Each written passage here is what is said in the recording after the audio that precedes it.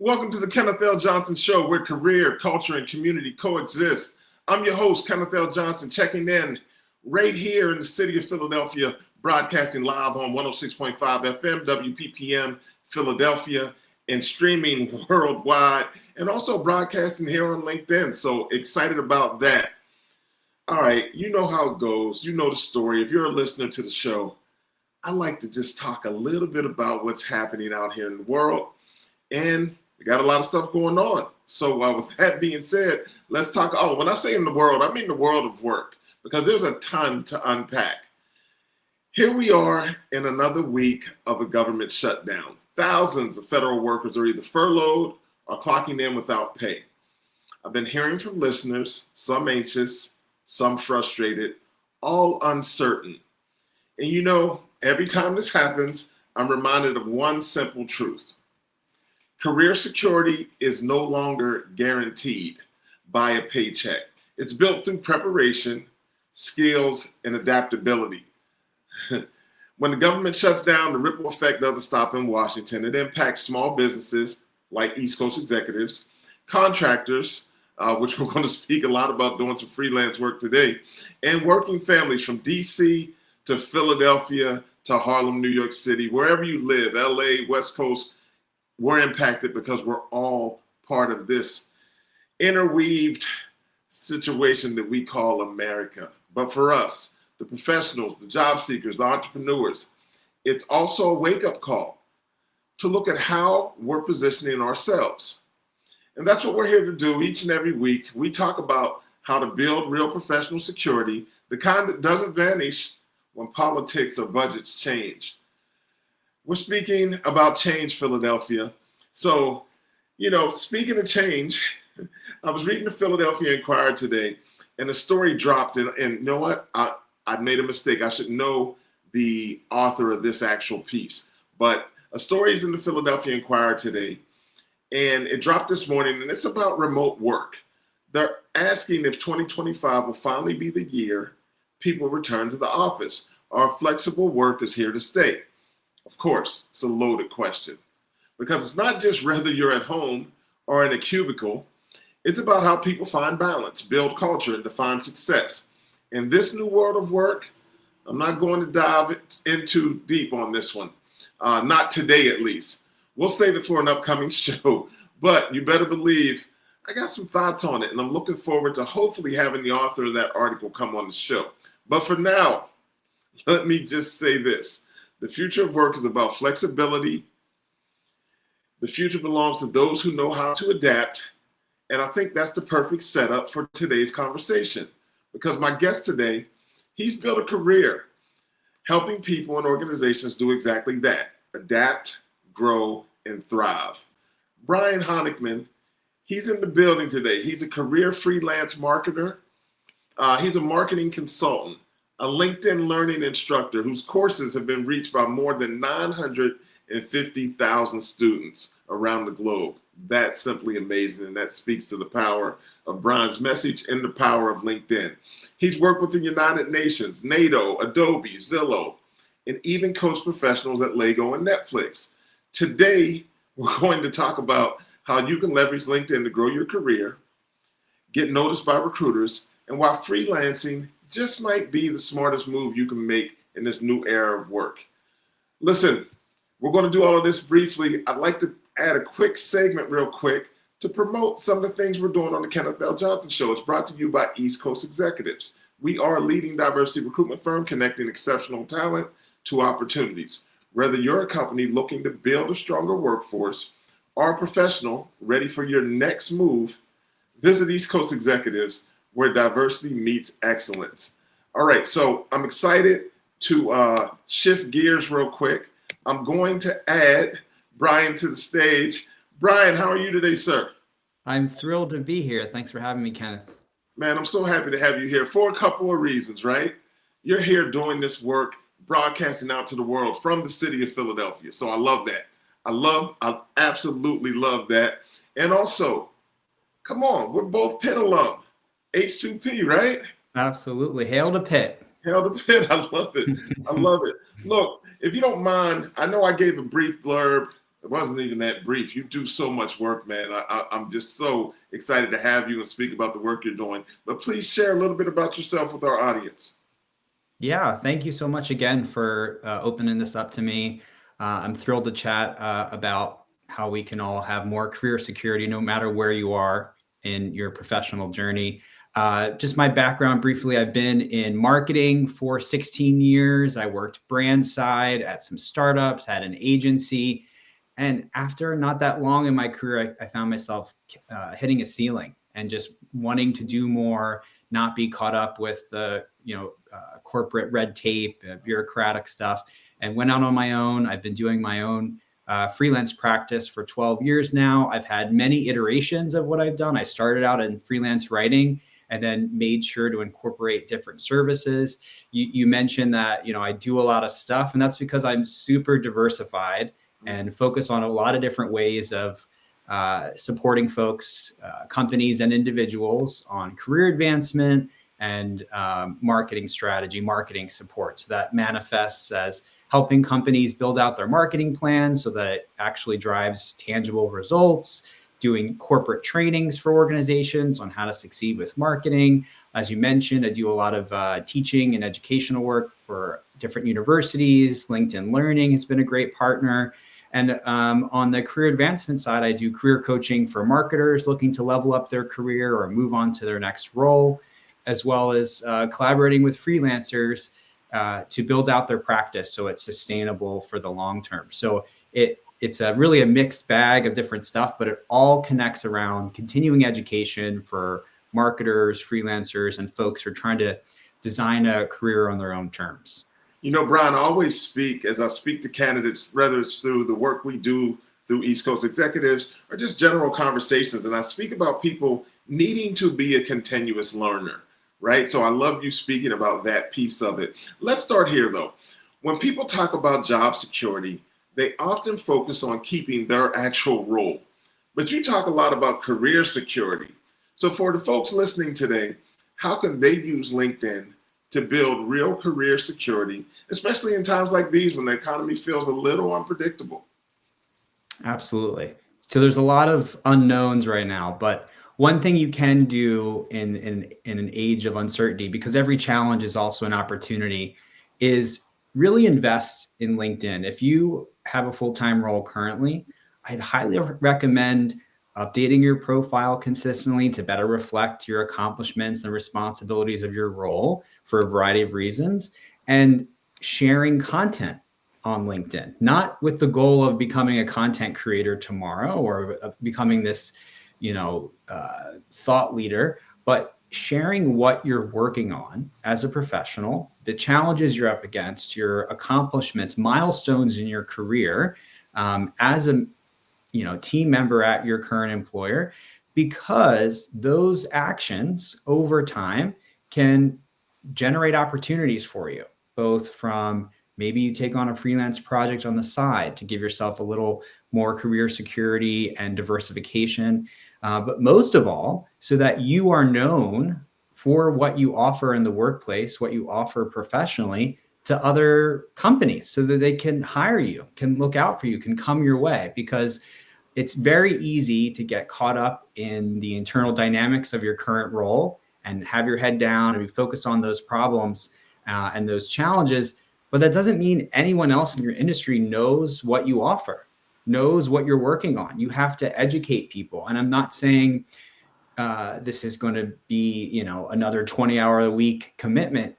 Aim for once a week as a starting point, putting something out there on LinkedIn as a way of letting people know what your contributions are. You'll be surprised over time what kind of opportunities come your way. It can be really powerful if used intentionally.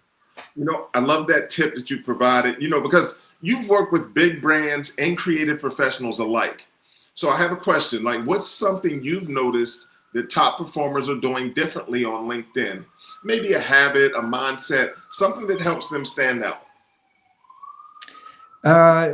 Treating their career like a business.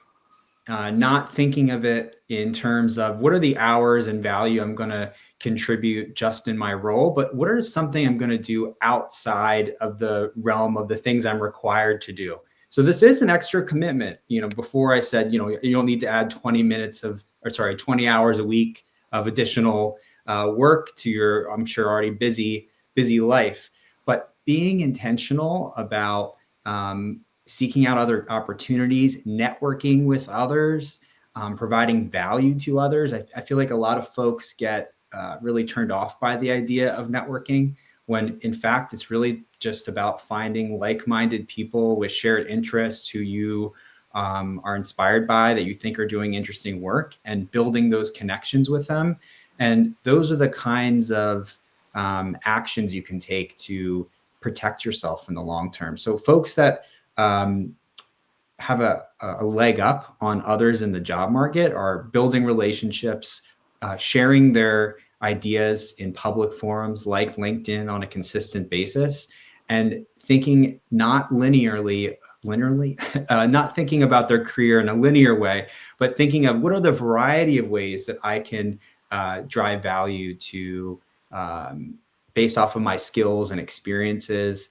And then finally, it's like, where can I adapt? You mentioned continuing education and continually learning, being a lifelong learner, making sure you're being adaptable, you're bringing on new skills. This is not something that someone's going to come to you and say, maybe in certain roles, they'll say, hey, you're required to take this course or, up level your skills in this way, but you can't rely on someone else telling you what to learn.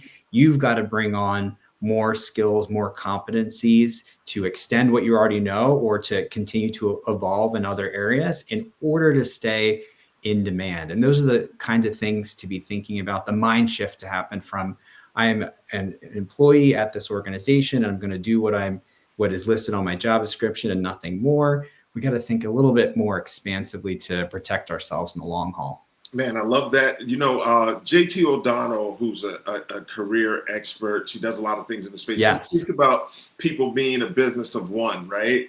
And when I've had conversations with her in the past, she's spoken a lot about people viewing themselves as a business of one. So we're seeing a lot of people rethinking how they show up online. So not just what they post, but how they present their expertise. So for anyone listening, that's the key, right? You don't need to post daily. You just need to show up with some intention. Is that what I'm hearing from you? Absolutely. If someone were to search for you on any of the AI platforms or do a search for you on Google, do you come up? Is it somebody else that has a similar name? Is there a footprint, not a blueprint, a footprint of what your accomplishments are? And that could be as simply as having a really straightforward website kind of outlining your career to date and what you're looking for in future opportunities. Even if you are currently employed, say, I'm open to, taking on freelance projects, or I'm open to collaborating with other professionals in my space so we can commiserate and be peers and like problem solve together. So that's definitely one of the things to be thinking about, is like, how can people find you? It's not enough to be in our cubicle alone, focused in on just what our team's doing. You have to build some notoriety for yourself outside the walls of your organization in order to have, future standing in this really complex, evolving, uncertain economy and job market. Brian, let's stay here for a second. Let's talk about visibility. Often when I speak to people, they say, well, I'm not necessarily looking for a job, so I just want to show up on LinkedIn though. But how about if someone is looking to get discovered by recruiters, hiring managers? What are 2 or 3 things they should be doing right now on LinkedIn? So on LinkedIn in particular, one thing to consider is, okay, when a hiring manager or recruiter is looking for candidates to consider for match up with a position, consider for a position, they're often, not always, but often using the tool LinkedIn Recruiter, which is like the HR tool they can use to better search and find candidates. It's a paid offering that employers use. And you don't have to become the expert at what LinkedIn Recruiter is or anything. But one thing I want to call out by currently by how they are categorizing candidates on there. At the top of the interface, and this will surely change, but the lessons, the steps to take will be applicable for the long haul, right now, when you're searching for a role on there, so you potentially being hired for your next position, at the top, it'll say folks that are open to work. And what is the other term? Active talent. Okay. So open to work means on their profile, they've indicated that they are open to work. They're looking for employment. So that might be folks that are in between roles, right? So that, because you wouldn't want to signal to your current employer that you're looking for your next position. Mm-hmm. But when you are not currently employed, definitely turn that on, because it is a signal to the folks on LinkedIn actively using the platform to find qualified candidates. But active talent means basically, have you applied to a role on LinkedIn yet? Have you updated your profile to indicate, oh, okay, you are sharing up-to-date relevant information? Are you using the platform? Are you publishing content on there on a consistent manner? And again, it's not assessing like, are you posting daily? Or are you a creator? It's basically trying to indicate to employers looking for the right candidates that you are open to work, and you're actively using the platform. Better signals for the folks using LinkedIn to hire, to find you and source you as the right match. So that's definitely something to think about. And basically, putting LinkedIn Recruiter aside, it's just to make the most of LinkedIn. It's publishing now and again, at least, to give some sense of what you're doing in your career to other people that are actively hiring, and making sure that your profile is up to date, fully robust. Each role has bullets similarly to what you'd have on your resume, calling out your responsibilities and your accomplishments, your impact at the organization. That'll go really far for help in terms of helping the right people find you, because they're doing searches just through the search bar on LinkedIn, or more formally through like LinkedIn Recruiter. So that's something to be thinking about, whether you're, unemployed and actively looking for a role, or if you're currently joyfully employed and you're open to new opportunities. You still have to make some intentional decisions on how you show up on LinkedIn. Intentional decisions on how you show up. I love it. You mentioned, well, actually, let's just go here. So you have nearly 1 million students on LinkedIn Learning. I still think that's amazing, the impact that people can have when they're doing quality work. So kudos to you. But what are you seeing in terms of skills? What are the most in-demand areas people should be building right now? Well, thank you for the kind words. There's a lot of instructors, a lot of impact on LinkedIn Learning. It's a great platform. It's the kind of education arm of LinkedIn. I would say the top skills right now that most companies are hiring for, if we're going to go broad, it's making sure that you have AI capabilities in your toolkit. I know I'm a broken record saying this, but no matter what function, they want to see that you are getting hands-on experience in using these different tools to improve the outcomes and efficiencies in your position. They want to understand that you're building using these tools. So not just prompting these platforms from Claude to Perplexity to ChatGPT, but they want to see, have you built an app? Have you built a workflow? Have you played around in this wild, wild west where no one knows all the perfect answers here, unless they're like, an AI startup themselves or an AI engineer. And we're not saying you need to be either of those things, but you need to immerse yourself in those skills. And as part of that is, do you have any certifications or credentials from a third party saying, yes, Kenneth is qualified to do prompt engineering through XYZ tool? And that's where a platform like LinkedIn Learning or Coursera or a university course, and there's many other providers from different vantage points offering these certification credentials that everyone should be considering adding to their toolkit. Whether you're in project management,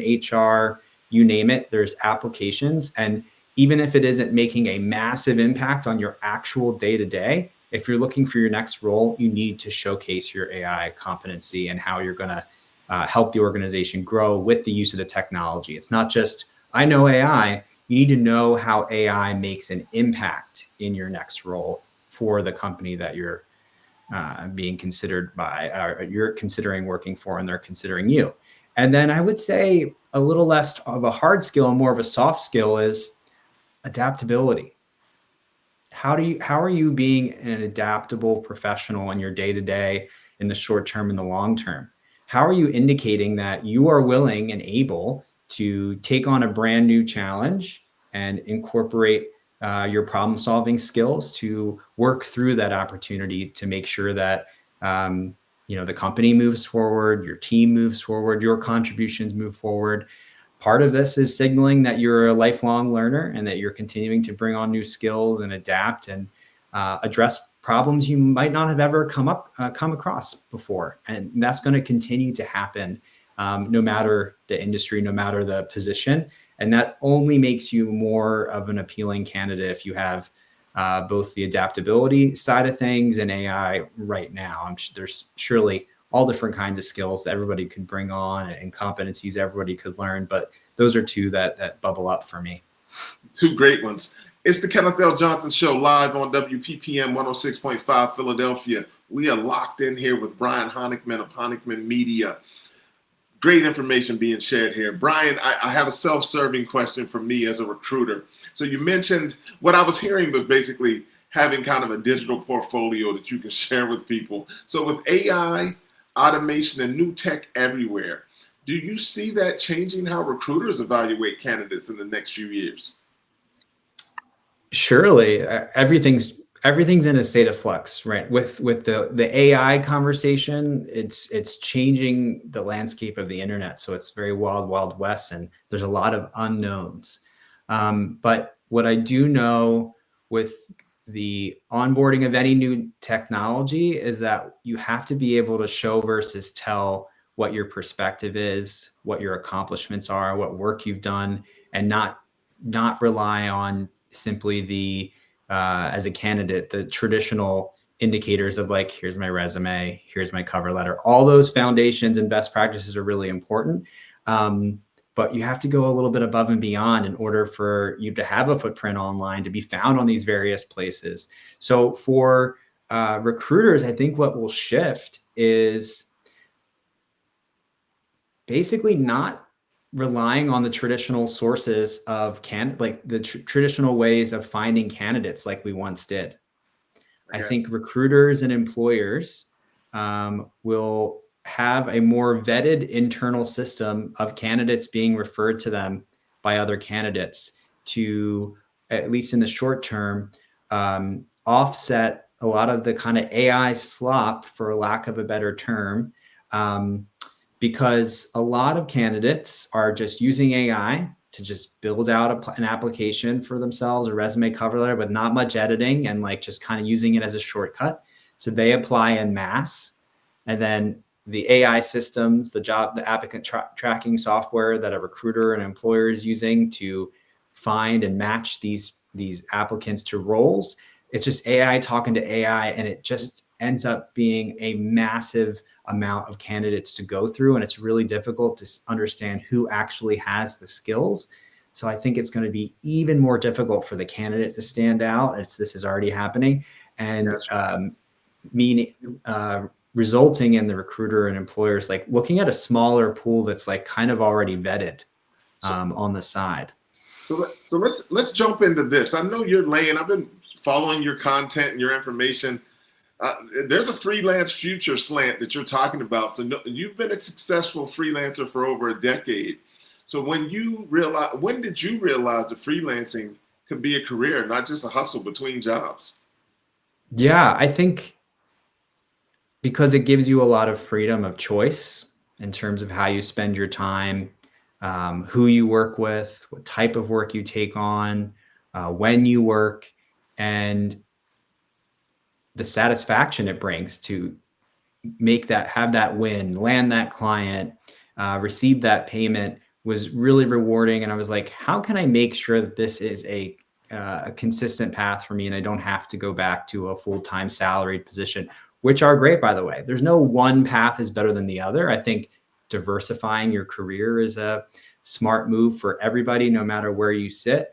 But freelancing to me just feels so secure in a lot of ways, because your 40 hours a week as a worker are not given to just one employer who, if they disappear, if they close, if they lay you off, they fire you, all your income goes poof all your income goes away. Whereas with freelancing, there's an opportunity to spread those 40 hours across different projects, different commitments. As I mentioned, I'm consulting, coaching, training, teaching. So my time and income is spread across those different sources. So once I started to get those, to see that happen in real time for myself and see that in many other freelancers who have figured that out a long time before myself, I was like, this is the long-term path for me. And treating it less like just a role and more of a practice of operationalizing it as a business. That's when I was like, this is something that can definitely last for the long haul for me. Man, speaking about the long haul, Brian, before we log off, I want to ask a question, a final question. If you had to give one piece of advice to someone listening right now who wants to future-proof their career, what would it be? Don't rely on any one source of income for yourself. So I'm not saying you have to go all in on freelancing, but I'm saying not to go all in on just your full-time role or your future full-time role. At a minimum, make sure you have 2 sources of income to protect yourself. You have no idea what's going to happen in the future. None of us do. But in terms of your employment status and having at a minimum a freelance project on the side can help protect you. Having and it doesn't have to be freelancing. Can you put aside a nest egg to protect yourself? Do you have an opportunity to invest? Is there a way to diversify your income so you're protected for the long haul? That's what I would say everyone needs to be thinking about in order to make sure that they have true career security. Brian Honigman on the Kenneth L. Johnson Show. Listen, Brian, please let my listeners know how they can stay connected to you and your work. Thank you so much. Yeah, please follow me on LinkedIn. I'm sharing career advice and marketing tips there all the time. That's just Brian Honigman. Search that on LinkedIn. And my website, brianhonigman.com. I have thousands of articles about marketing, freelancing, career development. So those are the 2 great ways to stay in touch with me. I love it. I love it. You were amazing today. I'd like to close the show out today by, I guess, just sharing on this conversation and the importance of it, actually. I want to thank Brian. Thank you so very much, my friend, for coming on. This was a masterclass on how to take ownership of your career. To everyone tuning in, remember this. Your job might come with a title, but your career comes with responsibility. You got to build your brand, invest in your skills, and don't be afraid to pivot when opportunity calls. Brian spoke about freelancing, and we're going to keep this conversation going because next week we'll be unpacking that Philadelphia Inquirer article a little about remote work and what it really means for professionals and employers. I've got some thoughts on that, and we'll bring in a few special guests, hopefully, to help us break it down. It might not even be next week. We may push that down the road a little, but I really want to get the author of that article on the platform. But before we go, a quick reminder, if you're an employer looking to connect with top diverse talent or a professional ready to make your next move, visit eastcoastexecutives.com. Brian gave you his information. Please lock in with him. He's doing some exceptional work. Listen, I found him. I tracked him down. It wasn't because he was a Pitt alum. It wasn't because he's centered in Philadelphia. It was because Honigman Media, they're doing amazing things over there, and I really like the way he's guiding people on their career journeys. That's where things meet opportunity. I'm Kenneth L. Johnson, thanking you for spending time with us here on the Kenneth L. Johnson Show, where career, culture, and community coexist. Man, I want to give a shout out to all my people in Philly, my folks in South Philly, to keep checking in with me, telling me, hey, I'm watching your show. I love it. All the people in Harlem, all the people in New York, Dallas, wherever you're at in this world, I just want to say thank you for tuning in. My people on LinkedIn, I know I don't get to mention you guys often. It's a radio show, so I try to keep it focused on the people driving around Philadelphia, listening to 106.5, taking some time to spend with us each and every Monday at 2 p.m. I do this. My name is Kenneth L. Johnson. Until next time, stay ready, stay focused, and of course, keep building. Kenneth L. Johnson Show live, WPPM 106.5 Philadelphia.